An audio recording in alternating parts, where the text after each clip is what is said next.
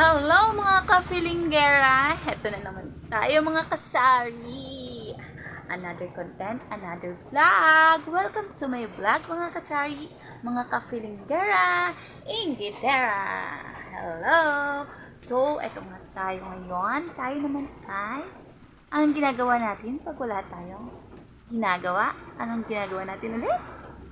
Tayo ay, ting ting ting ting ting ting!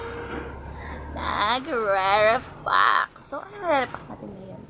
Ang nare-repack natin ngayon ay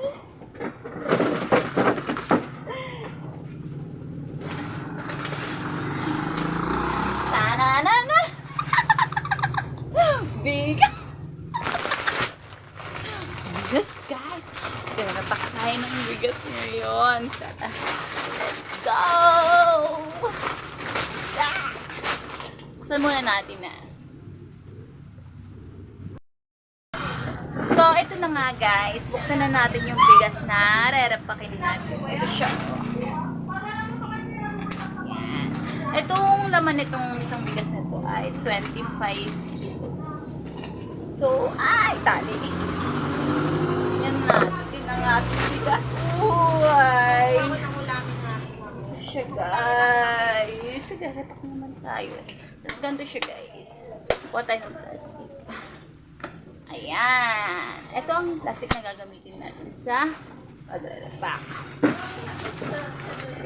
Saka yung ating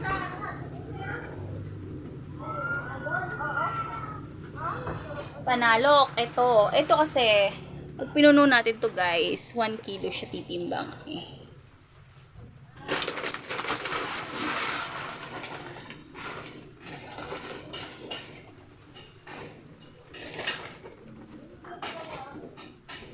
So, ito na nga guys. Ayan.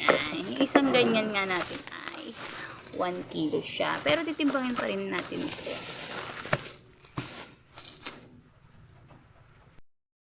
Hello guys! So, ito na nga tayo. Dito na tayo sa ating timbangan at magwe-weight na tayo ng ating mga kinilong bigas. Tingnan natin kung may 1 kilo guys. Ito nga yung weight. So, timbangin na natin siya. Wait. Tingnan natin.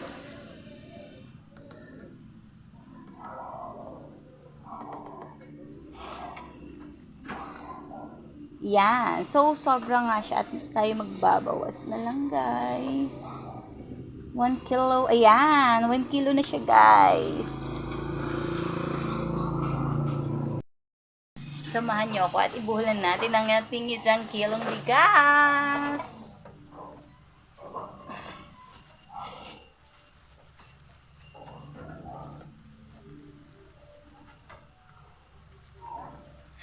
Tanan! May 1 kilo of rice na tayo!